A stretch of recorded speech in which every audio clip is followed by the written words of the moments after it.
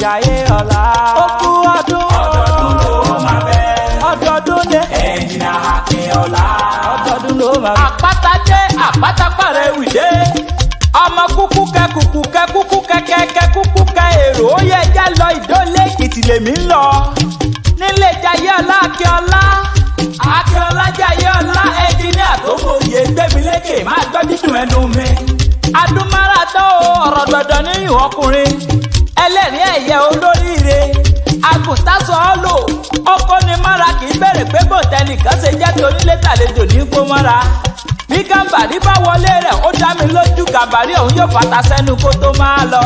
Ọlọ́jọ́ òbí máa gbọ́ o òní lọ́dún rẹ̀. Tó rántí ọdọọdún báyìí ní sápó rúwé ọdọọdún lẹ́rù wá wà. Ọdọọdún ló máa bẹ ọdọọdún la ó máa rí ọ. Ọdún oyin dé oyin mọdún tiẹ̀ nínú afárá èjò lámọdún tiẹ̀ nínú àpá èkó ló mọdún tiẹ̀ lálárèrè. Àbá ọdúnpọ̀ orí kádùn. Ọ̀pọ̀ náà jọ bí yín lọ́jọ́ kan náà tí wọn ò sí ilé ayé mọ́. Ìwọ tiẹ̀ níwà rẹ onínú rẹ onítẹríba okó ni mọ́ra. Ìbáṣepọ̀bìnrin lèmi jẹ́ ni tí mo ti bọ́mọ bíi mẹ́fà sílé ọkọ kan. Màá fọ́pọ̀ òun lẹ̀ máa fi gbogbo ọmọ òun lẹ̀ máa sì máa bá ọ lọ. Ọlọ́jọ́ ìbí èmi mọ́lé bàbá rẹ̀ Ìdó-Ilé Èkìtì ní í ṣe léyìn o. Tó mọ̀ wípé ká mọ ni kì í ṣe ẹgbẹ́ ká rí ni. Ẹni rí ni akíni a sì mọ bàjẹ́ lọ ẹni mọ ni ní kíni délé. Ó yẹ ọmọ Ìdó-Ilé máa tọ́ dídùn ẹnu mi. Ìwọ lọmọ Ìdó-Ilé ọmọ àjìnàrè mò gbé òye.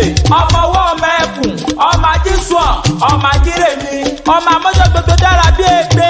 Ọmọ alágogo àdìlù gbìngbìn ní ṣọ́ọ̀ṣì.